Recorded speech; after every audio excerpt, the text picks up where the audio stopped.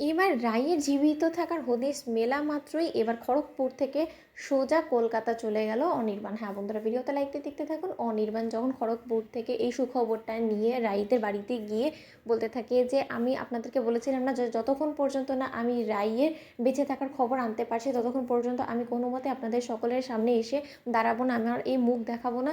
তাহলে এবার স্রোত তুমি কি বলবে বলো তো? তখন স্রোত বলতে থাকে যে দেখো অনির্বাণদা, তুমি যদি আমাদের ইমোশন নিয়ে এখন ছেলেখেলা করার জন্য এখানে এসে থাকো তাহলে আমি রিয়েলি ভেরি সরি, সেই মুডে অন্তত আমি নেই। তোমার চাইলে যা কিছু তোমার নাটকীয়তা করার তুমি বরঞ্চ তোমার বাড়িতে গিয়ে করো, নয়তো রাস্তায় দাঁড়িয়ে করো, এখানে এইসব কিছু চলবে না। অন্যদিকে রায়ের দাদা বলতে থাকে যে দেখো অনির্বাণ, অনেক দিন ধরে কিন্তু তোমাকে আমি সহ্য করে যাচ্ছি, তোমার এই নাটকীয়তা না আর যাই হোক না কেন এখন কিন্তু আমি আর মোটেও সহ্য করবো না, আমার দম বন্ধ হয়ে আসছে তোমার এই নাটকীয়তা দেখে।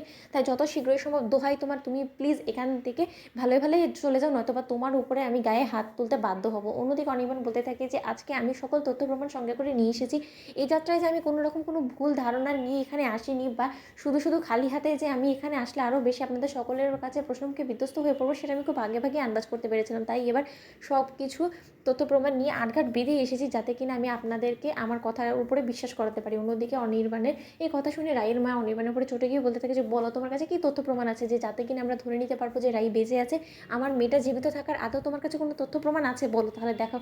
তুমি নিশ্চয়ই তোমার সেই বন্ধুর কাছে গিয়ে তাকে দিয়ে খোঁজ খবর নেওয়ার চেষ্টা করেছো, সেটাতেই হয়তো তোমার বন্ধু তোমাকে একটা মিথ্যা আশ্বাস দিয়েছে, সেই মিথ্যা আশ্বাস নিয়ে তুমি আমাদের কাছে এসে নতুন এক আশার আলো জাগিয়ে তোলার চেষ্টা করছো যাতে কিনা তুমি আমাদের বাড়িতে আবার নতুন করে আশ্রয় পেয়ে যাও, তাই তো? তুমি যদি আমাদের বাড়িতে নিজের জায়গাটা পাকাপোক্ত করার জন্য এখানে এসে থাকো তাহলে সেটা কোনোদিনও হবে না, কারণ যেখানে কিনা আমার মেয়েটাই এখন নেই, তাহলে সেই সুবাদে তোমাকে তো আমি কোনো মতে এখানে আর অ্যাকসেপ্ট করবো না, তাই না অনির্বাণ? অন্যদিকে অনির্বাণ বলতে থাকে যে দেখুন তো এই ছবির মধ্যে থাকা মেয়েটাকে চিনতে পারছেন কিনা?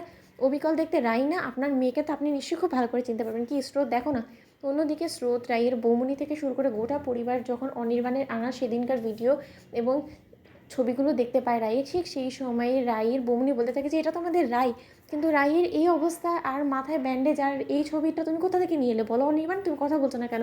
তুমি নিশ্চয়ই আমাদের সাথে কোনো মিথ্যাচার করছো, তাই তো? অন্যদিকে অনির্বাণ বলতে থাকে যে বৌমনি তোমরা আমার কথা বিশ্বাস করে এই কথাটা বলার জন্য আমি সেই খড়গপুর থেকে এখানে এসেছি, রাইয়ের সেদিনকার অ্যাক্সিডেন্টের পর হয়তো বা কোনো মতে স্মৃতিশক্তি হারিয়ে গিয়েছে, কিন্তু আমার দীর্ঘ বিশ্বাস ও কোনো মতে সম্পূর্ণরূপে স্মৃতি হারানি, ও আমাদের কাছ থেকে নিজেকে আড়াল করার জন্য ও স্মৃতি হারানোর মিথ্যা অভিনয় করছে। আর ও একটা যথেষ্ট পরিমাণে ভালো পরিবারে গিয়ে আশ্রয় নিয়েছে, সেদিনের অ্যাক্সিডেন্টের পর ওকে ওরা খড়গপুরে নিয়ে গিয়েছে হসপিটাল থেকে রিলিজ করার পর, আর সেখানে গিয়ে আমি রাইকে দেখতে পাই এবং রাইকে আমি জেরা করা মাত্র রাই অচেতন হয়ে পড়ে। তারপরে আমি বুদ্ধি খাটিয়ে সেখান থেকে তোমাদের জন্য তথ্য প্রমাণ জোগাড় করার জন্য আমি সেদিনে রাইয়ের সকল ভিডিও থেকে শুরু করে ছবি অবধি নিয়ে এসেছি, কারণ আমি খুব ভালো করেই জানতাম যে যখন কিনা আমি রাইয়ের বেঁচে থাকার খবর তোমাদেরকে দিব তোমরা কোনো মতে আমার কথা বিশ্বাস করবে না। এবার নিশ্চয়ই বৌমনি তোমাদের বিশ্বাস হচ্ছে।